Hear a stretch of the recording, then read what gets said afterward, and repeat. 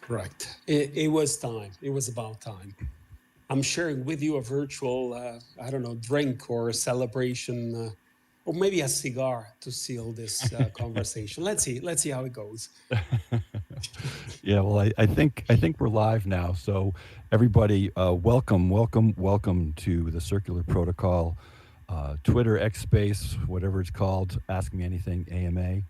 Today we're talking about the future of business with blockchain. Our guest is Francesco Pagano, and we're really lucky to have him here because we're taking on a very, very important topic, a big picture topic about where the business can take you, you listeners. This is really about your business and how the major and minor moves within the industry affect what what you get to do. As kind of an intro, um, first of all, Francesco, it's great that you're here. How you doing? And you're not on a train today. Exactly. All good. Thank you, David. Apologies for last week. I was on a train. Train got delayed crossing the border. Normally, you change the operators. And yeah, so I couldn't make it. Apologies for that. But all good. All good. This week is quiet. I'm calling from my place. Let's do it. How Where are are you you? today? Where's your place? Where are you in the world? In Switzerland, based Okay, in Zurich. and I'm in Boston, so this is the Boston Zurich connection.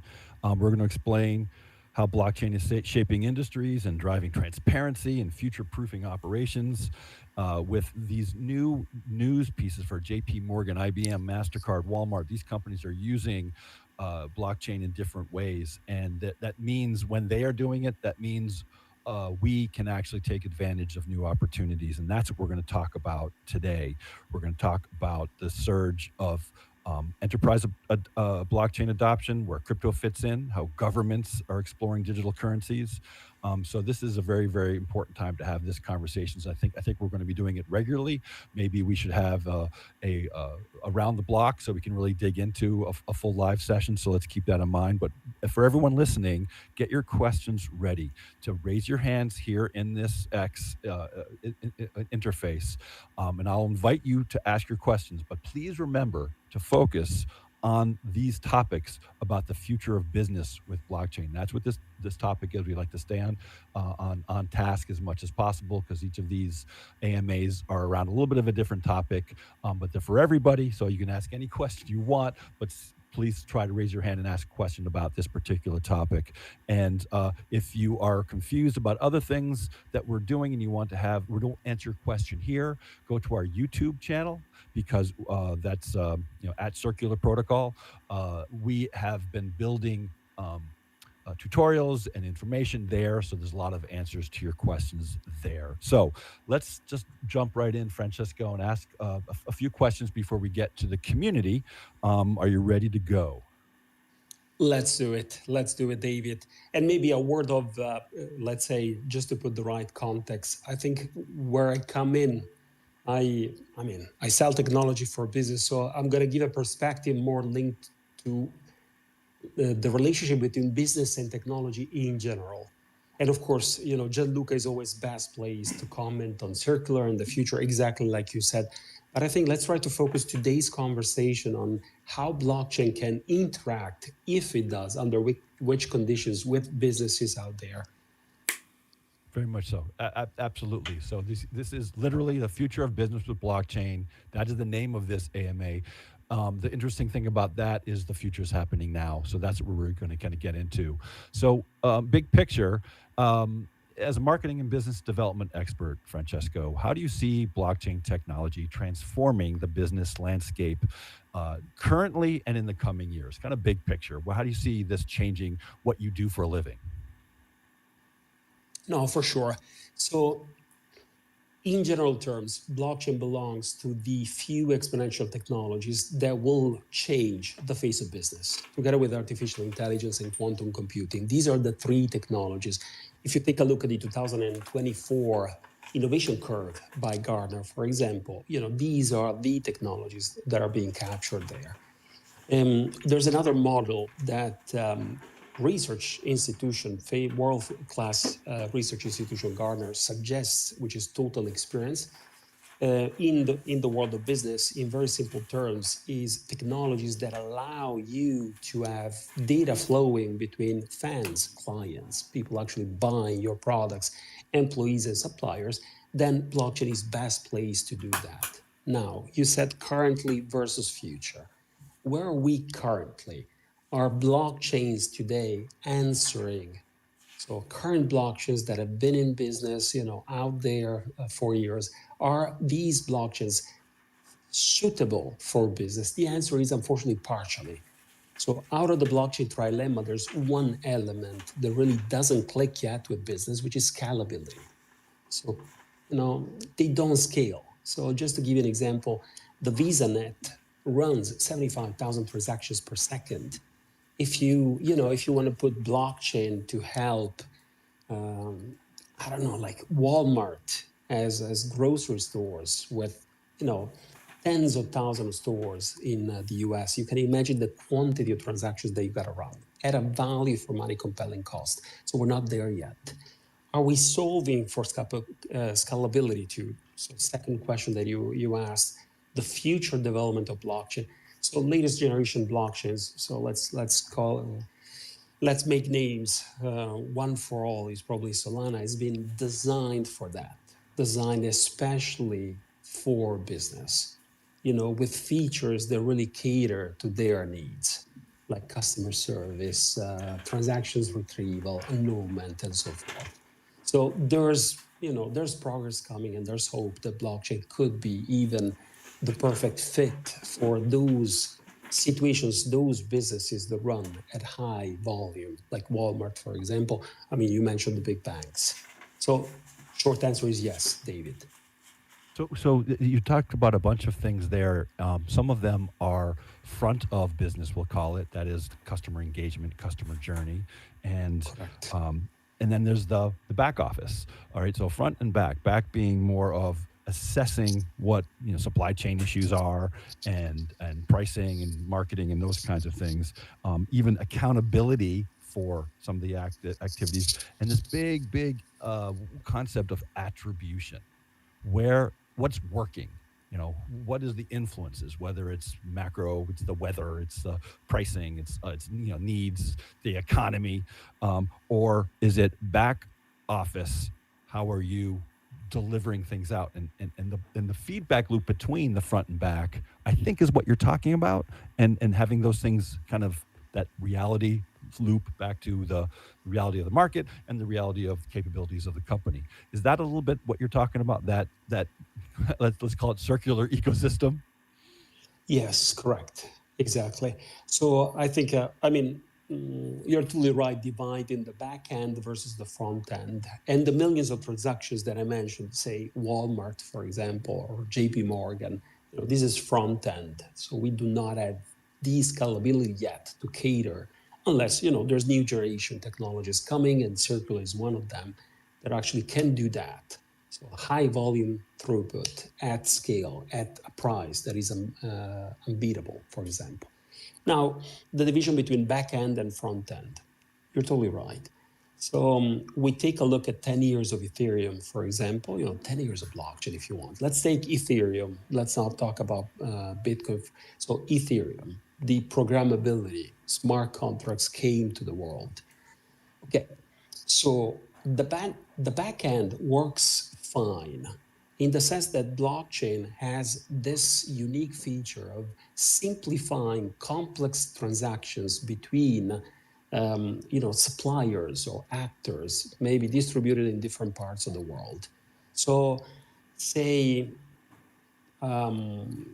precious stones retail chain in Europe with suppliers dispersed between Africa, South America, Southeast Asia. So transactions and payment, processing of payments in the back end.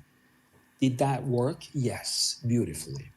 So basically, just for payments to suppliers, we go from normally, if your supplier of whatever material, could be minerals or stones, is based, for example, in Zambia or Argentina, normally there's 10 layers. And normally you should wait for payments to go through before processing, for example, your merchandise that sits in whatever port from Amsterdam to Lisbon or wherever that is. And normally it takes 4 weeks to process that with a cost. So that can be simplified easily. So the fact that blockchain is programmable and the fact that it comes with programmable money, so payment rails that are certified across certified actors, that works beautifully. So the back end has been sorted out. In the front end, I think blockchain could do much more than it did so far. And I think it's not even a technological lack or gap here. It's the fact is brands, companies normally want to control the consumer journey. And I used to work for a brand for 20 years. We wanted to control. So we wanted to tell you what your consumer journey should be. So I think blockchain could do it.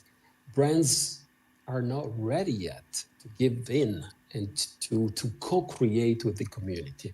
So I think it's more culture than technological gaps. I think that's it, man. That is what binds you and me, because what we are doing is, with this AMA, is to inform the community so there are no surprises. We're not trying to take advantage of anybody. We're not trying to trick them and have them use us. We're trying to disclose as much as possible because there's an opportunity for all of us to benefit.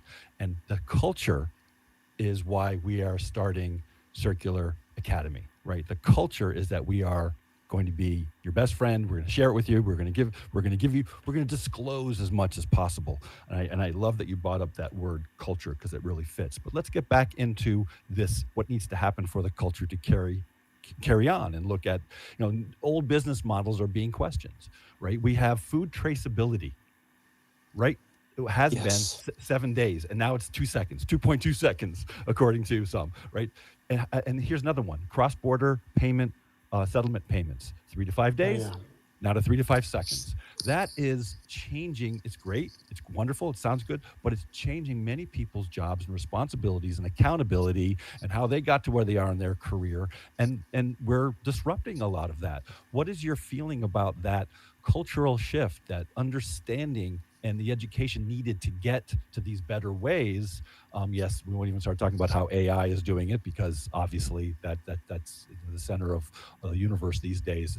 That efficiency. Maybe it's a bit of maybe your answer should be a bit of like, how does AI and blockchain work together? But we'll let's get into that a little bit later. What is back to what you said about culture and this transition of education and retraining? What is your thinking about that next move that the industry uh, must kind of prioritize to catch up to ourselves? Yeah, for sure. I think the technology to be the perfect fit and consider. So let's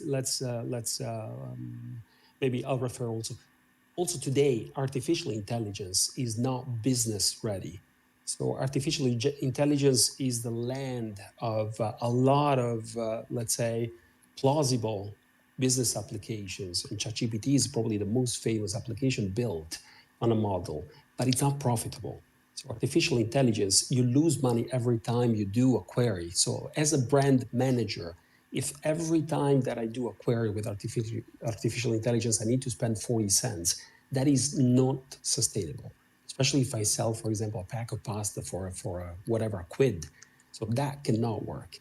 The same thing goes for blockchain. The number one thing that we need to solve for is scalability.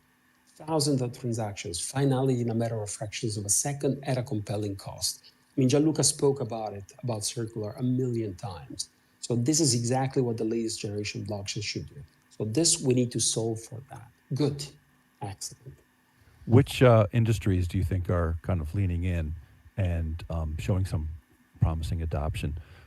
What stands out, cost effective implementations, in your Yeah, opinion? correct. So I think, I mean, you mentioned, for example, so if you take the financial world, so the use case, the number one use case for blockchain today is exchange of value, with Bitcoin being the number one. But for example, PayPal and the agreement between PayPal and Solana today, it's what drives the success of Solana, being the non-EVM number one blockchain in the world.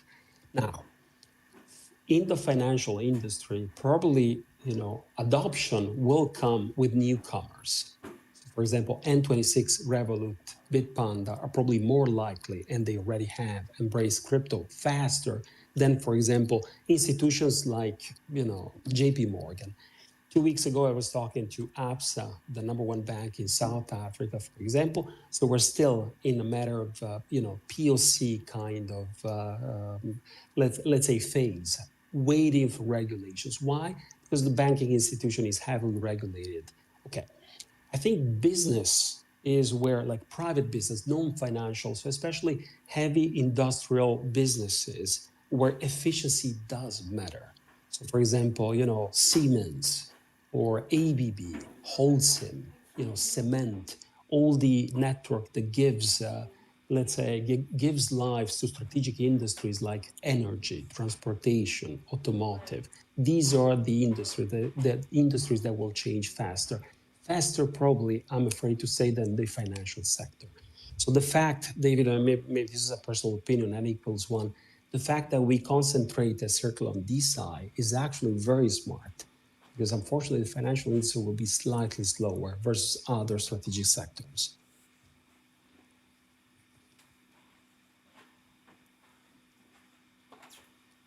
Back to you, David.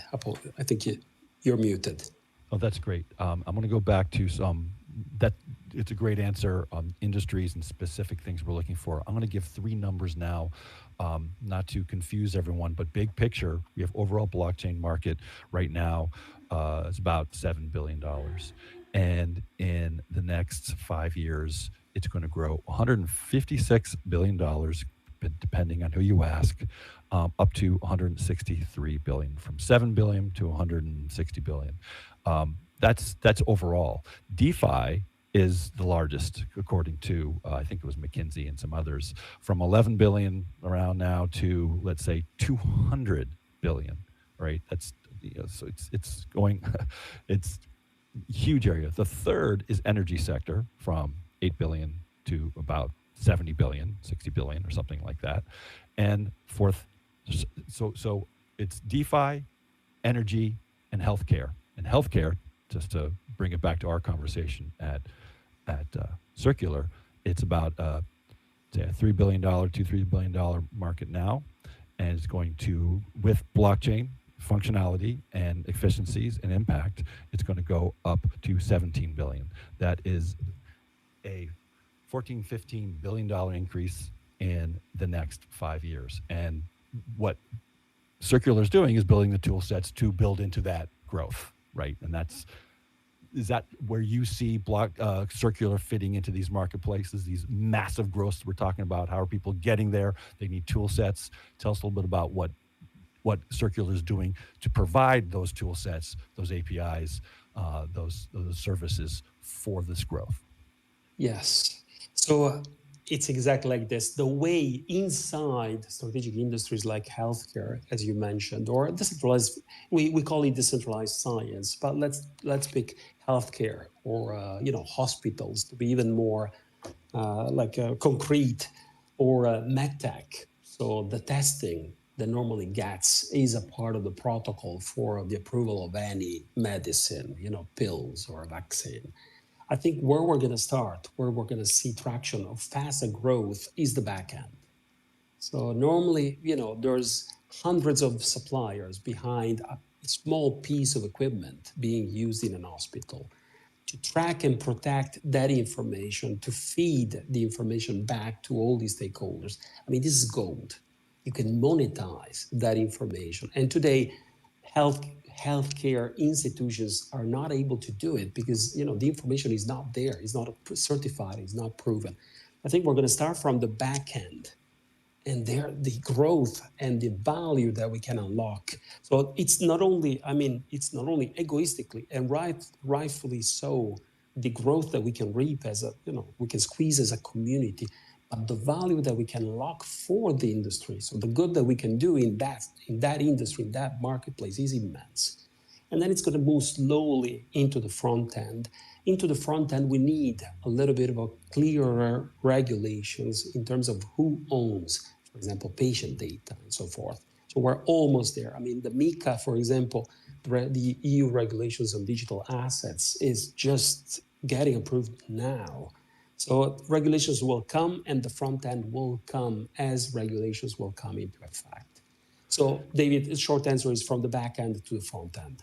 So one of the terms you're talking about is transparency, and whether it's identification or ownership, and then as the distribution kicks in, well, how does that ownership get maintained and evolved? Can you talk a little bit about this concept of transparency, but more what are the implications and applications of it? It's not just truth, which is great, but that transparency allowing other forms of businesses and more effective forms of businesses. Yes, correct. So, and maybe, David, with your permission, I'm going to use the back end and the front end again, just to separate the two. What happens in the jungle versus what happens, behind the facade of a company. Let's start from the back end. So, transparency is all the information gets recorded on a distributed registry. So a registry that is diffused, the information goes across the network and cannot be tampered with or changed by one single actor. Let's make names. So if Volkswagen as a company has faulty tests on their diesel cars and they can, before the legal proceedings even begin, change the records, change the facts into the test, that's exactly what blockchain is at the opposite, what blockchain solves for. So all transactions get recorded into a distributed ledgers, and the company is responsible for the information that has been deposited into that distributed ledger. Excellent. So this forces all the actors in the back end to comply. And if there's a deviation, you can unlock the record and actually see what's going on, which means faster time and money to solution of potential conflicts. Now, transparency doesn't mean everything is visible to everybody. So the industrial secrets of a company are being, given away to the world. No, relevant critical information can be obfuscated into the back end so that actually, companies protect their IP. I mean, absolutely. But that was always the case since the beginning, even in Ethereum. So the fact is, the information is there. The company stands behind the information. The information cannot be changed before a legal proceeding or a conflict or a conversation happens. That is it. Now, in the front end, I think so. Let's make a concrete example. As you said, food supply traceability. So I go to Starbucks, I order my latte in my favorite Starbucks coffee shop in New York. There's a small code onto my cup. I can trace back where the coffee is from, how the company treats their employees, their suppliers. No kids were involved in picking the beans and so forth. So that is the information, the service that you need to give to your consumers. And if I want to verify that, the information needs to pop up. Again, without revealing anybody's secrets, for sure. So that is the value for the final consumer. The final consumer needs to know, by name, by heart, the 3,000 suppliers that you have. No. So that's why, for example, ZKP, Zero Knowledge Proof, can help to say, no, we're fine. No, we're certified. So there's even a palette of solutions that can cater to the way that we're going to communicate to consumers. But it's absolutely, so the transparency is I think, more than giving away your secrets, which is not the case and not the intention of blockchain. The transparency is the fact that the information is immutable and forces all players to comply and to play by the rules. And if you don't, you're going to be marked. Well, it's interesting you brought up Volkswagen as a reference a little while ago, because I was with a team that was working with that crazy process. This is 2016 to 15.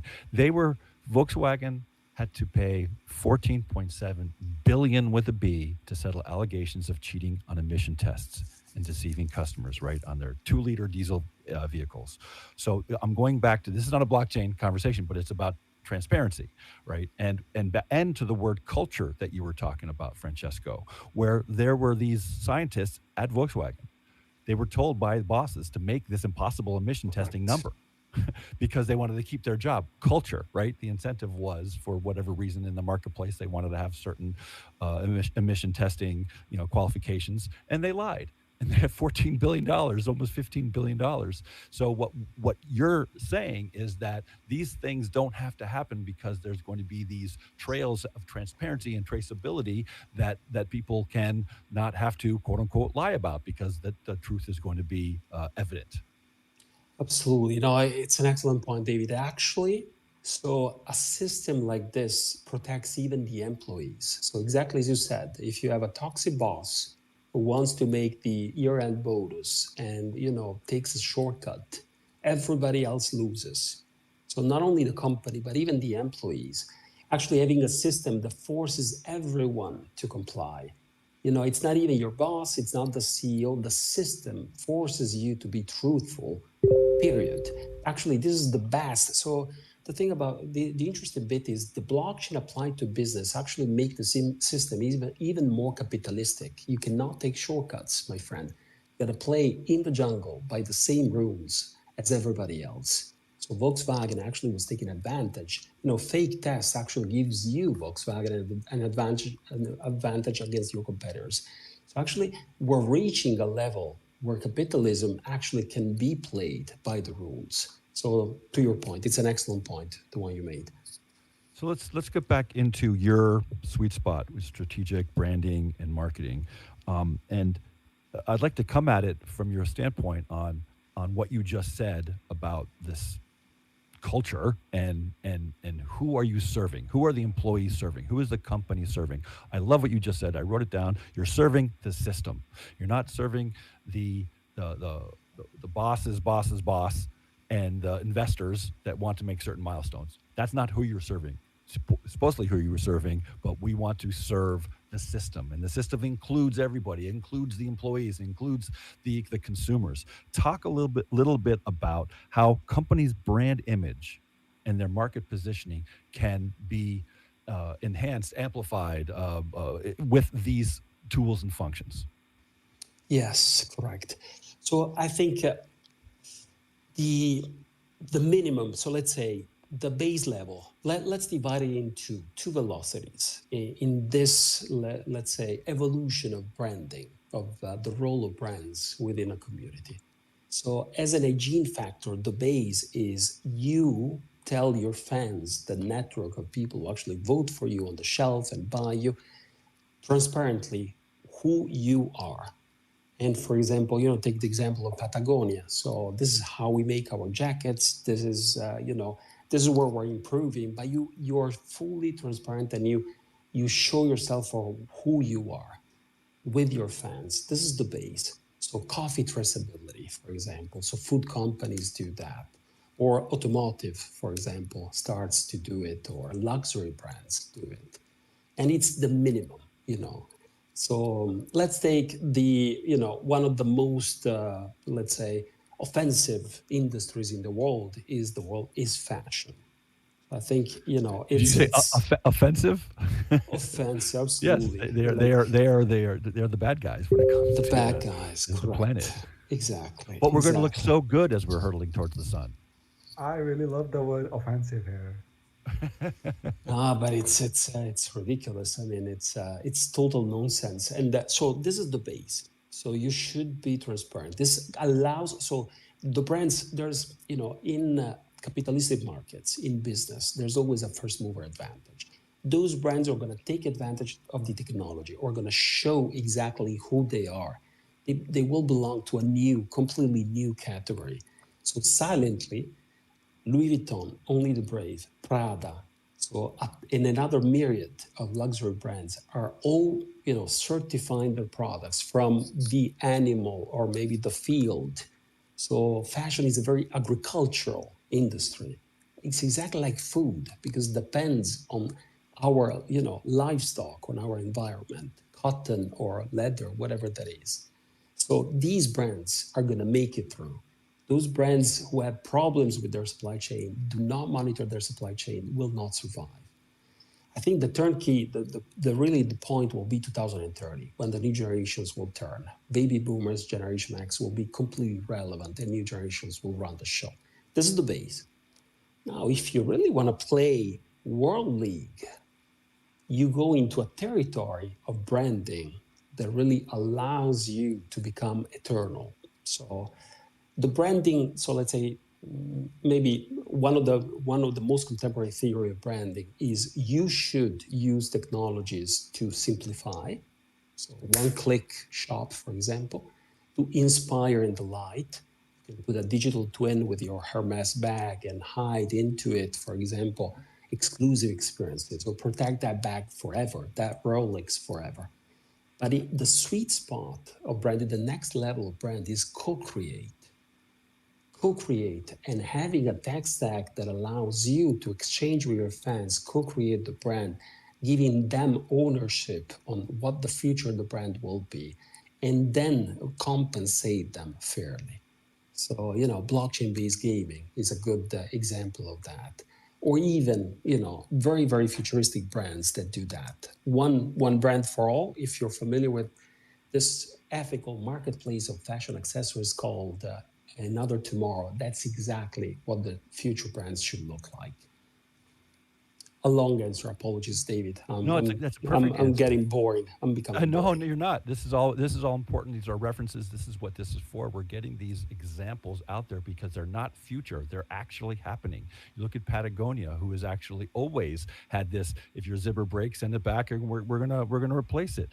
I love Patagonia because of that. It's expensive when you buy it at first, but I've actually bought more from them because they treat me so well as a consumer. When you talk about these other companies that are building co-creation with their customers, with their vendors, with their partners. That's what Circular is doing. We are in a co-ownership economy with the nodes that work with us because we have a way to actually compensate them back. We're building the circular economy right here at Circular. So looking at these examples, they're absolutely perfect, Francesco, and we want to have more of them because there was a path to get there. And people who are on this call are looking for the best likely path for them to increase their, whether it's an investment or their development or working with us to work on projects with our tool set. So never apologize for all the examples. These are very, very important as we are building a co-ownership economy. Again, something that is near and dear to my heart because that's what I want to help Circular do. And if you want to be part of that, well, that's why you're on this call right now. Let's move on with your internet. Well, actually, regulation. It's a tough topic, and I just thought you could have a quick answer for what can we do while we're waiting for regulation.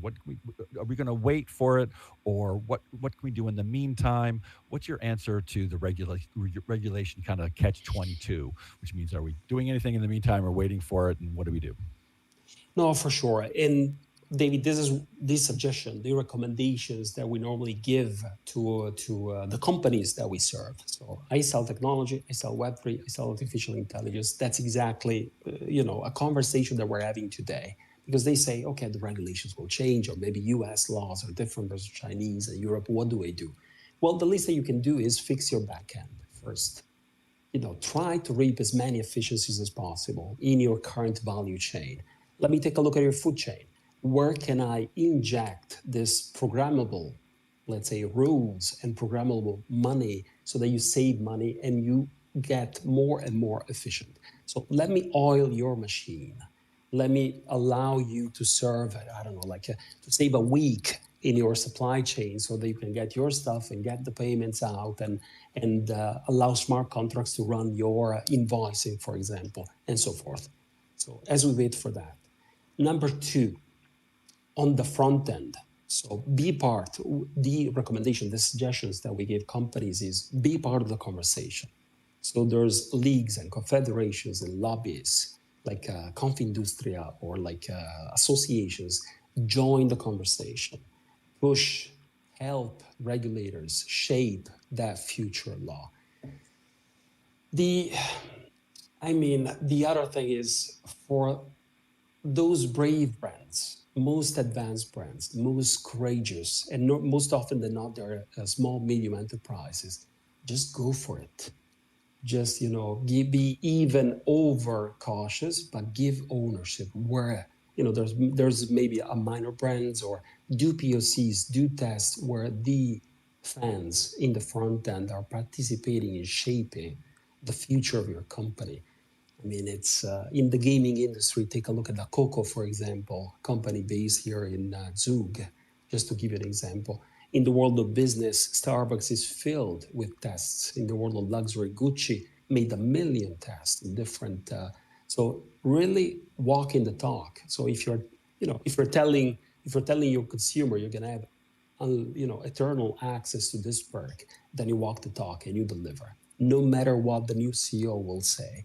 So this is normally what we do. So I would say short answer is get your back end in order, try to reap as many efficiencies as possible so your P&L will look good, and then get ready, participating into the debate that will shape the future regulations. Now, in terms of regulations, for sure, Europe as a region will be extremely more cautious and conservative versus the US and China.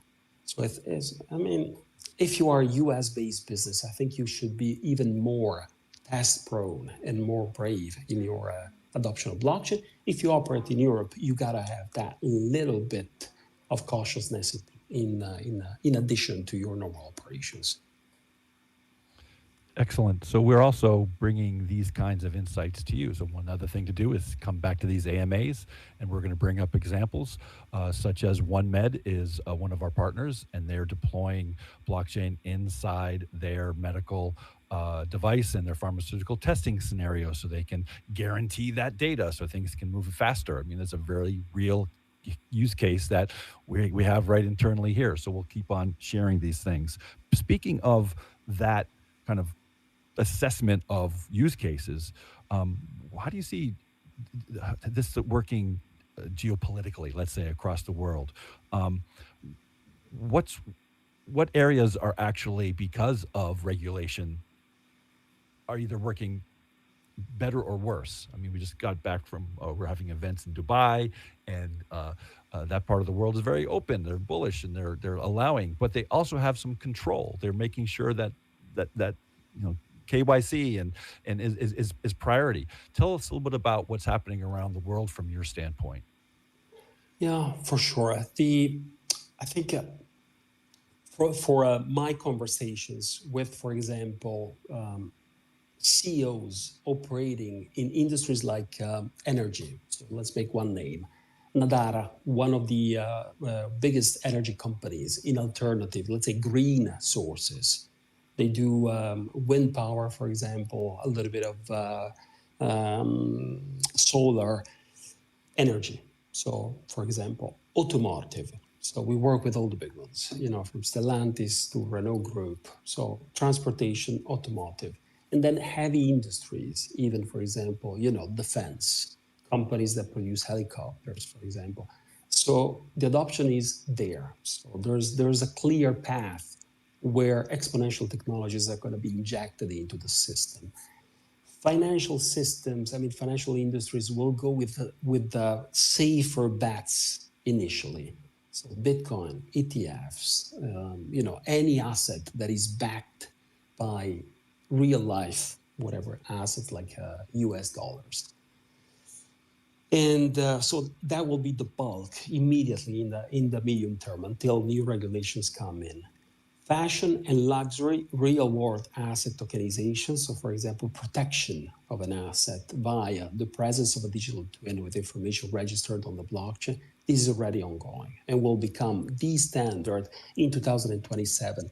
So maybe for this community, it's interesting to know the digital product passport regulations is actually something that is not even only limited to Europe. The US is doing it. Countries in Asia Pacific like South Korea are doing it. So any product needs to be commercialized in 2027 only if there's a ton of specs, a ton of information and data that need to accompany those products. And digital twin specifically is the only way to do that. And so it's going to come. This will boost for sure the use of blockchain, exactly like ours. And David, to your final point, by consequence, we'll have a ripple effect that is going to be extremely significant on the community, on the token, on everything that comes with blockchains. That's fantastic. Every sentence that you just said is about an hour-long conversation. So, thank you for that. Um, the last question, because this is going to tie it all together in relation to what you just said, Francesco. This is the last question, so everyone be patient. We're going to be going to your questions in a minute. We have more questions than we ever answered, so we will not be getting to all of them, which means you have to go. If you have other questions, look at our YouTube page. There's lots of answers there. So again, I'm reminding you to do that because we're putting a lot of effort into answering your questions there, so you don't have to repeat them here. So get your questions together now about the business, about what we're talking about. So here's the last question, Francesco, in relation to what you just said. What is the intersection of crypto and enterprise for businesses? Pretty straightforward question, but it's very complicated. Do your best to see how these two things can be working, because we have a lot of people on one side and the other side, and I think we should all be working together and being aware of the capabilities that we're learning at crypto that are applied to enterprise. So yes, so I would say for any business, not not financial institutions, any business, especially having transactions, having an international scope, and having transactions inter-country, for example. So for payments, so normally, I mean, it's apologies to be dull. You invoice someone, and then that invoice needs to be met with a payment for. So processing or international payments. I think there's an absolute case for crypto. So normally, what you do is you process via a system that is crypto, which is alternative, for example, to whatever you use, whatever Swift or whatever other network. It's immediate, it's cheap, and you hedge against whatever risk you have in a treasury as a company because you flip it right away. And you can use any blockchain to do it. So excellent. So in terms of payments, I think. In terms of holding and investment, so do I want crypto? So for any business on my books, the answer will be companies will be extremely selective. So because companies don't want variability, it's impossible to explain to the board or to the shareholders that you carry risk on your books. So I think it's going to be the approach is going to be very, very cautious. So the usual suspects, Bitcoin probably, if you need to hold anything in your forex, or if you need to hold anything on your books, or whatever is protected and backed by national currency, which is US dollars today. So I would separate it like this. So, I mean, the short answer is crypto. Crypto, like as an asset for a company, they still struggle. For payments, if we can solve the inefficiencies that today companies have to go through for normal payments through the traditional systems in paying across markets, I think this is a use case. It's spectacular in its impact on efficiencies. excellent, excellent, excellent. Let's get into this. Let's get into the community. Lucas, can we hear you? Lucas, speak up. Hello, can you hear me? Hey, yes, we can. Please ask your question. Okay, thanks for bringing me up. Community support is very important. So, how do you plan to attract more users and expand your community globally? Thank you. Expansion plans. Maybe I think it's more the circular community and the marketing against it. You're asking about the circular community, correct, Lucas? Yeah, I'm sure. And Adil, you could even chime into some of this. And maybe I'll leave it to Adil, who's I mean, Adil, you're into the everyday. Yeah. Lucas, thank you so much for your question, brother. First of all, uh, we are basically here for the community. Circular is by the people, for the people, and uh, we, uh, we ran our first airdrop campaign for the community on the incentive side. So we are running different campaigns to incentivize people who are helping us to go big. Obviously, communities are backbone of any blockchain or Web3 project, right? So we are trying to incentivize the most active members, all the people that are helping us. And On the investor side, we are preparing a document, and hopefully we are going to go like with the investor program in a few months, because we are very much focused on some other things right now, doing partnerships with some big brands, um, working on different products and everything. But for now, we are very much focused on incentivizing the active members. So please join our Telegram, please join our Discord, and you are going to have a look that we are running at least 4 to 5 different incentivization program for community members. Thank you so much. Excellent. Um, hey, Christopher, can we hear you? Hello, sir. Hi, Christopher. Ask your question, please. Okay, I have a question. Hello. Yeah, go ahead, ask your question. Okay, my question is, how to return investors and what are the benefits of returning them? Are you planning to move to another blockchain in the future or launch or mainnet? Adil, did you get that question? I missed it. He broke I'm I, up. not I sure. s- yeah, I You want to try? struggled as well. You want to try it one more time, Christopher? Okay, I am good with my question. How to return to long-term investors and what are the benefits of returning them? Are you planning to move to another blockchain in the future or launch or mainnet? Yeah, Francesco, if you can answer this question about returns of overall industry, not just specific search, because a lot of people here are focused on investments and getting returns in 10 years, 15 years, just like they invested in like dot-com bubble and everything. Correct. So, what do we expect in the next 10 years? If I can repeat the question, because Adila, I struggled a little bit. The expected returns in the, let's say, in a time horizon of 10 years.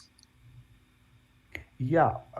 Also, like we can say on the Web3 product side, because not a lot of layer one blockchains are doing partnerships with businesses. Circular is unique because we are very much focused on business side, but a lot of products, because like Chainlink, Byte, they are doing the real stuff. So like even people like me, they are investing in these projects and obviously in Circular, and we are focused on like, okay, I'm going to get married, I'm going to have kids, etc., etc. So what I'm going to get out of this $10,000 that I'm investing today? So it's just a general question. Absolutely. But the look, the link with business is fundamental. So the link with business, number one, will explode immediately at time zero the number of active users using the chain. Let's make an example. The deal of Solana with PayPal immediately transitions millions of users into the chain, which means active wallets, which means the token is in demand, and boosted the price immediately. So the link with business is actually fundamental. It's even more important than the organic growth of the community from a B2C point of view will distort, so positively push upward the price of the token, number one.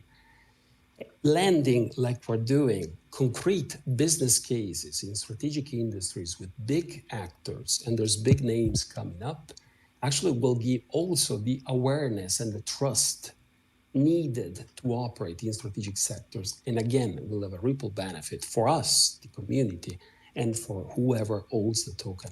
So actually B2B, being credible into the B2B, establishing this culture, being a trusted actor for the most strategic industries that we have in the world actually will benefit us all. And the expected return is actually exponential as the technology is. And you mentioned PayPal stablecoin with integration with Solana. So this is where Hello. business works. Like, so millions of people from PayPal network are also a part of now Solana network, and disclosing nothing, but we are also in talks with some big stablecoin issuers, and we are going big in like 6 months, but nothing official yet. David, please. Hello, please, am I audible? Yes. Hello, can you hear me? Is this Billy? No, this is clown. Okay, clown. Great. We can hear you. Ask your question, please. Thank, Thank you very much for bringing me up here. Please, my question is really short and simple. I just want to know what's your mission and your vision. That's a good one. Come on, man. Go. Hello, Go. can you hear me? Make It's make sure you say the word circular in there somewhere. yeah, no, for sure. I mean, thank you for the question. Let's say, and this should be the mission of anyone, leading the change through exponential technologies. So have an impact, change the face of industries. So this is the number one objective. So make a change. So we unlock both value and impact. And that is exactly what we want to do with Circular. But this is also my mission personally.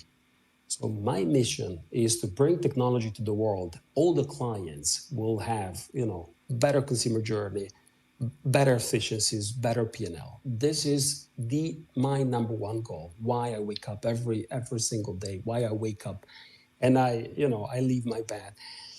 Then of course, you can detail it. There's consequences, and you can detail it in what this means for the community, what this means for all the partners that we have, what this means with our commercial agreements and the shareholders and so forth.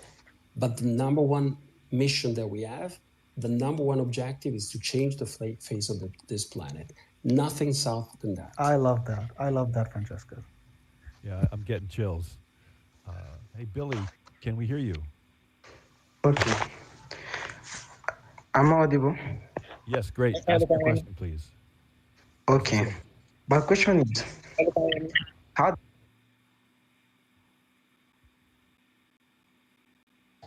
Hello, can you hear me? Who's this? Billy. Billy, great. Ask your question, please. So, thanks for bringing me up. What are your top priorities for the end of 2024 and coming 2025? Thank you.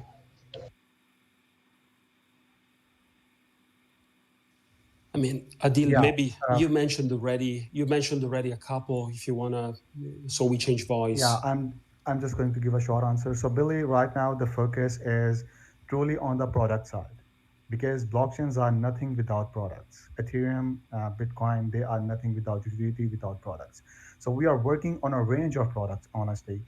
It includes mobile wallet, and it includes updated blockchain explorer. It includes updated Neo wallet. It includes a new wallet, which we are calling a radial wallet. It also includes an other uh, bridge to Ethereum, right? So we are going to integrate with Enium. So these are at least five to six different products, and we are trying our best to launch it within this year, like till the end of December. One exciting thing is for community that we are also working on an NFT marketplace, and we are going to launch it very soon. Thank you so much for your question, Billy. Excellent. Thanks, Billy. Um, there's someone by the name CEO that I'm pulling up here. But meanwhile, Mina, can we hear you? okay, I'm audible. Yeah. Go ahead. Ask your question.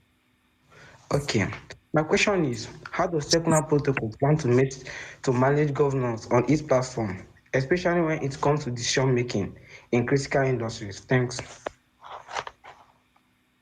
Is that a Yeah, regulation question or? yeah, it's about governance. CEO, I'll have to ask you to I visit our think this. YouTube I think that. channel. I think this is Mina. I don't think that was CEO. No, that was CEO. Yeah. Oh, okay. Can I ask a question? Who's this? CEO, CEO. Yeah. Go ahead. Please ask away. What are your marketing strategies and how do you plan on implementing global adoption? How do you intend on getting more user, communities and investment from all parts of the world, including non-English speakers? That's a great question, CEO. Uh, Love your title, by the way. So, CEO, the thing is, we are a team that is working from at least four different continents, right? So David Cutler is in Boston right now. Francesco Pagano is in Europe. I'm sitting in the Middle East. Our CPO lives in Australia. Uh, our community manager, Mr. B, lives in Nigeria. One of our community moderator lives in Colombia, right? So we are already very set it up for a global like audience. And we have people from Vietnam, Nigeria, Pakistan, Colombia, Brazil, the US, and Europe in our community, right? So we are already very global, and we are going to expand in all the like different countries, maybe like 195 countries in the years to come. So talking about marketing strategies, as I've already mentioned, we are very much focused in incentivizing the community. We are running like 4 to 5 different programs all the time. So these include third party campaigns like Galaxy, third party campaigns like Zeely. APM is active member program on Discord, engagement program on Discord, also meme context, etc., etc. So everything is focused on the community side. Please join our Telegram and Discord channel and ask your questions. Thank you so much, David. Please. And we started these AMAs mostly for the crypto investor community, and now segueing more into developers or including developers, and now That's right. now into business and the overall growth of it. So as we're And that's beautiful, expanding, you know? yeah, it is. I think, and everybody needs all of those things. I mean, you understanding the macro market movements, like we're talking about with Francesco today. It's very important to do that. We have about 5 minutes left. I'm going to see how many we can get to. So let's see if we can answer these quickly. Snow, can we hear you? Yeah. So uh, I was going through your website and I see that you are open to partnership with business to give future proof solution to them. So what type of business are you looking for to partnering up, and what are the solution you are currently offered to them to secure their business? Francesco, please, let's focus on a bit on D side because we are very much focused on that. But obviously, we are blockchain and we are open to all the partnerships. Yeah. Yeah, correct. No, thank you for the question. You're totally right. So this is a business friendly, and it was designed and shaped to be business friendly from the very beginning. We're open, so exactly as you said, the deal, we're open to all the partners. I'm going to say, we have to focus. So exactly like any company, any team, we have to focus and decide, okay, strategy is exactly picking, the war that you want to win. And I think it's really smart to decide, you know what, we're going to crack this side. We're going to, provide all the accessories, all the tools, all the war chest to really change the face of healthcare, medtech, for example. So most of the development will go towards that immediately. At the same time, in parallel, we're also thinking about decentralized finance, gaming, for example. These are the territories, I think, where partnerships will thrive, will be a natural fit. But as Adil mentioned, of course, we're open. We're not robots. And thank goodness we have these forums, for example, or we have other opportunities, exactly like as Adil mentioned, we have a lot of channels that are open. So, if a very nice opportunity comes in, the team is very welcome, very happy to take a look. The big picture of what's going on is that we're making these tool sets available for literally anybody. We're focusing on some of the hardest stuff like healthcare and DeSci because it's really, really hard and important. But the functions that we get, the transactional control and the transparency and all these things can be applied to any industry, any market. So we're developing these things with the hard stuff with your help, but it's going to be available for everyone. So I think it's important to know that business is important for everyone. These tool sets are important for everyone. And again, that's what these AMAs are for. So Snow, thank you for that question. Mr. BTC. Okay, great. Who's this? Yeah, it's Ted. Can you hear me? Oh yeah, please. Okay. So going straight to my question, like what sets like your project apart from other Web3 crypto initiative in terms of innovation and technology? That's my question.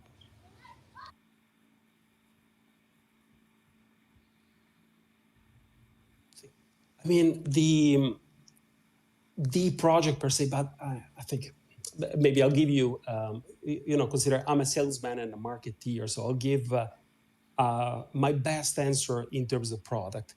But if you take a look at the palette of services and products that we have in terms of, and their degree of innovation versus, for example, the latest generation blockchains, it's immense. parallel blockchains, proof of reputation, the way we do NFTs, for example, the throughput. So we talked at the beginning of the call about scalability, the way we reach finality in fractions of a second, and we have scalability with thousands of transactions per second. These are the most innovative pieces that we have. The governance and the payment of the nodes holder in the community is completely innovative and more generous than any other blockchain out there. So I think we have a vast choice of product feeds into the blockchain stack that really, sets us apart. Or maybe, I'm not going to be as egoistic and egomaniac. We belong to that pool, to that group of innovative blockchains out there. We're gonna, take blockchain to the next level. So, but thank you for your question. But I think we have, and there's more coming, as Adil mentioned, even changing the rules in an NFT marketplace. So there's more coming. But hold that thought, hold that thunder, and we're gonna get the full product and tech spiel from Gianluca himself. That's Okay, fantastic overview. that's great. Is this Ted? Yeah, it's me. Thanks, and I really One last question from Ted. Thank you very much. I'm glad you waited. Appreciate it. okay. Thanks, and I wish you good luck in your project. Thank you. Go ahead and ask your question. David, he already did. Oh, he's already done. Okay, I think that's it. We have perfetto. That's fantastic. Sorry, David. No, I think this is great. I think we're also done. David, do you want? sorry to interrupt. Please. Let's ask Francesco if we can give like 10 more minutes so we can take a few more questions. Okay. Yes, absolutely. Okay, on my side. David, okay with you? I'm queuing up some of them now. Let's see if they can be patient, and when we ask them, because if we had they a are long available. list today, so we can extend for 10 minutes. It's for the community, Yeah, exactly. Well, yes. Blueberry, can we hear you?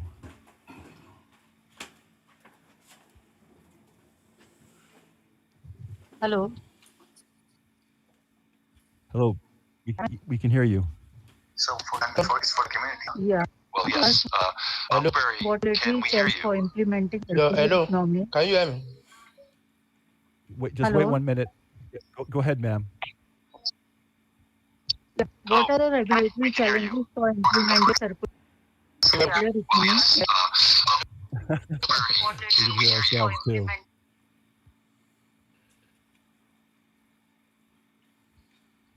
Ask again.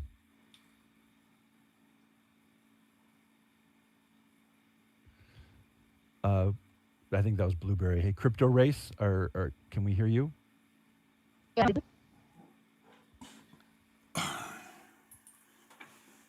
we're getting just technical problems here. Link, can we hear you? Yeah. Can you hear me?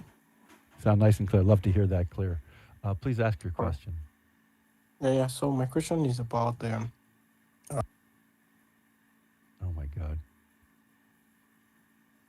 Yeah, the connection is so. we should have ended at 1 o'clock. None of these are working. The last few for some reason. We can try 2 or 3 more, and if it doesn't work, okay, we are good to go. No problem. No, that's cool. Yeah. But Crypto Race, you're still live. Can we hear you? How about no? How about Mr. Mac?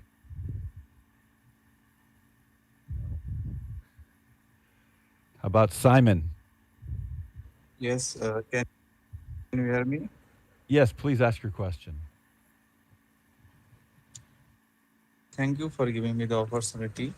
So my question is that given blockchain's decentralization and immutable data structure, how can business balance data privacy concern with the transparency required by blockchain, particularly in sectors handling sensitive information like healthcare and financial services?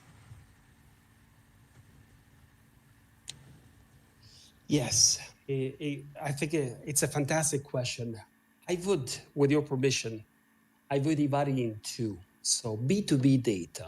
So for example, company data, company information versus, for example, patient data. So, B2C, I'm going to get a service. I'm going to, go to the dentist. Is my information stored where? So my personal information. So paradoxically, so this is a good, I love the topic of privacy. Paradoxically, from a B2C point of view, so consumer data and consumer information, we already have the rules. So I can actually be compliant if, with the permission, for example, of a normal consumer, I use their information, I combine it, so it's cumulated, anonymized, and then I use it for my, for example, market research purposes. Here, we could do it even tomorrow morning. So we can apply blockchain to the interactions between companies and their consumers, their fans out there in the jungle, and be completely compliant with the privacy. Because we ask for permission, we can anonymize data, we can combine the information, and actually, for example, for media purposes, use lookalikes. Good. From a B2B point of view, namely the relationship between a company and their suppliers, I think we got to be cautious. So the information the critical information of a company needs to be obfuscated so that you don't give away your industrial secrets. So for example, that's what Gianluca was mentioning in previous AMAs, in previous meetings. You got parallel chains, you got subchains, where you can actually process the information without the full, network needing to know everything. And there's technical solutions to do that. We got both. But since at the beginning of the call, we said, blockchain works today in the back end, and companies have been, or brands have been a little bit less prone to give away control in the front end. From a privacy point of view, the front end, we're good to go. In the back end and preserving industrial secrets of a company, for example, healthcare, you gotta be compliant. We're certified to act in decentralized healthcare. So in, for example, DeSci. So we already are ahead of the curve, and we can help companies even in the back end. So a long answer. Apologies to be a little bit to give you a long-winded answer. I think you captured it. Hey, Jay, I'm calling you because you have Web3 in your title, so I want to get a wider question. I hope, Jay, can we hear you? Jay, speak up if you can hear me. Yeah, great. I can hear you. Yeah, we can hear you. So, my question is, how does the project utilize blockchain technology to enhance security and transparency? Oh, Gianluca could talk for hours about this. And David, Gianluca is here now. I can see him in the audience. Francesco, if you can please answer this question as general, how blockchain ensures transparency and privacy? Yeah, for sure. I think there's two elements as you asked. So I think security is the feature that blockchain solves, immediately, and one of the best. So the fact of having a very distributed ledger that is impossible to attack, because mathematically you should be able to control 51% of the nodes and so forth, all that rules. So this is essential to any blockchain. So the decentralization will allow this security of the blockchain, and we have that. So it's really, you cannot tamper with. So you cannot attack the blockchain. So this is a fundamental feat of any blockchain, and we have that. Now, for the privacy point of view, and we go back slightly to this question that was asked right before yours. For the privacy point of view, I would still divide it into. So B2C, what happens in the marketplace, which is already regulated, then it's less of a tech stack question and more of a company practice, how the company in their interfaces, in their touch points with the consumer, treats their information. In the back end, we need to be able to protect companies' industrial secrets. Some of the features of our blockchain, so of the circular blockchain, do exactly that. so that suppliers and all the stakeholders, and consider complex networks, for example, in healthcare, energy. This morning I spoke to the chief innovation officer of a defense company that produces thousands of helicopters and planes. You can imagine they have tens of thousands of suppliers. So the blockchain has to be reliable, function at scale, and protect everybody's secret. That was not present in first generation blockchains, and we have that. So the latest generation blockchains are going to work beautifully also in allowing transactions in that complex network, protecting everybody's secrets, everybody's properties. So I think, the front end, we're fine. I mean, it's part of the fundamentals, the hygiene factors of any blockchain. Is the back end that for a business matters. David, again, a long answer. Apologies. I tend to be all fired up about This this. is exactly why you're on this call. So those are good answers. Mia, can you hear us? Yeah, good day. Am I audible? Yeah, please ask your question. Yeah, thank you very much for this wonderful opportunity. Well, just as the name of the topic says, the future of business with blockchain. So I was just like reading through your Twitter handle, and I discovered you plan on building a replica wallet and a mobile wallet. So I'm actually curious if there are actually plans, maybe if there are plans of constitution on integrating maybe a kind of a debit card into this wallet to assist business owners in facilitating transactions. And also, when will these wallets be available? Yeah, so this is David. This is an interesting question because, like, as a marketer, I'm not sure how businesses are going to use these wallets, but of course, businesses are going to use the apps that we are building on healthcare side, on supply chain side. Uh, we have already created an MVP on Certify. So, Francesco, I'm not sure if businesses use wallets, but businesses use the products that we build especially for them, right? Yeah, correct. I mean, businesses use wallets. So if I can answer that question, because, and apologies if I simplify it, but I'm a salesman. So let Please me do. Please get do. down to my level of a simple salesman. So do we have cases in the past of companies using wallets? The answer is yes. The largest community out there of fans out there is Starbucks. 28 million users. One app called Odyssey, which it was designed as a separate app versus their native app. Did they introduce wallets where actually, you could process payments in your case, receive perks and benefits? Did it work? The answer is yes. In that case, they were using Polygon, so a layer two, a blockchain to Ethereum. So the answer is yes, you can. And I think, it's part of our roadmap, the fact of being able to provide companies, wallets that are going to be, fully functioning according to their business needs. So can we do it from a technological point of view? Yes, because blockchain has in its DNA payment rails.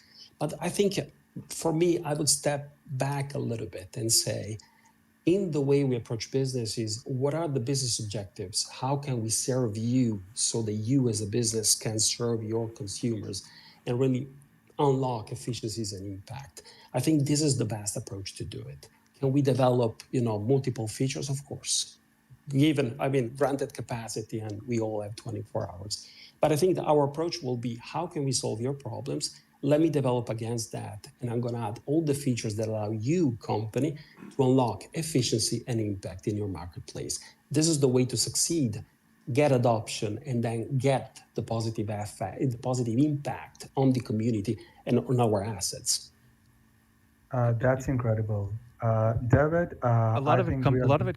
Yeah, a Yeah. lot of it comes down to branding and marketing and getting momentum. Back to this culture word that you were talking about, Francesco, and uh, Mastercard isn't even using the term wallet. Digital wallet, right? They're building it into their functions. Um, so yeah, these are all great answers. Adil, would you like to answer a couple more while we're here? No, no more questions. But I'd like to add here the code for the Zili. It's hypercode. It's the code for the Zili is hypercode. You guys can use that. And David, please proceed. I think we took enough questions. Thank you so much. Okay, no, we'll tie this up. This is great. Thank you, everyone, for your questions and your patience in working with this X system. They're great questions. A lot of them are right on topic. Francesco, thank you so much for being part of this, and we look forward to the next one. I'm going to just say one sentence, and you can maybe, if you want to, kind of wrap up what your take was from this conversation. I think it's about momentum, about the business opportunities. It's huge. It's obvious. Well, what are we doing about that? Well, there's front end issues and back end issues, about scalability and functionality, user experience. But this keyword culture comes up, and that's about incentives and co-ownership and how we're working together. And what's most important about what Circular is trying to do is offer these tool sets that we're building with your help. Community, we're building these tool sets and functionality so you can actually take advantage of all of this. That's why I'm excited that we're here. If you want to add anything to that, Francesco, I'll let you have the last word. Thank you very much, David. No, thank you for the opportunity, also for me to speak. Exchanging with the community is fundamental, not only for me personally, but also for what we're developing, even from a B2B point of view. So these M&As are really, a great moment to exchange ideas on the business. Really, the 50-cent summary of what we said. So I would say from a B2C point of view, what we need to do from a technological point of view is make the technology so easy to use that it will be invisible. So exactly as Adil, you said, and you, David. So people don't even need to worry about a wallet. We don't even call it. It's going to be seamless, exactly like using your smartphone. From a B2B point of view, we really need to cater to the needs of the business so that they can be more successful, more efficient, and more impactful into their marketplace. And so stay close to these businesses, understanding this first. I think these are the two directions that we took in this meeting. David, all good. Thank you very much for having thank you me. again, Francesco, and everybody in Ideal. We'll see you guys on the next AMA. Again, check out our feed on YouTube for answers to any other questions. And if you have any comments there, please ask them. Keep the lines open, and we couldn't do this without everybody. So thank you very, very much, and have a great week. Thank you so much, guys. John Luca is hearing us. Have a good time in Dubai, boss. Take care. And thank you so much, Francesco. Thank you so much. Bon voyage. Thank you. Ciao, ciao. Bon voyage. Ciao. Ciao.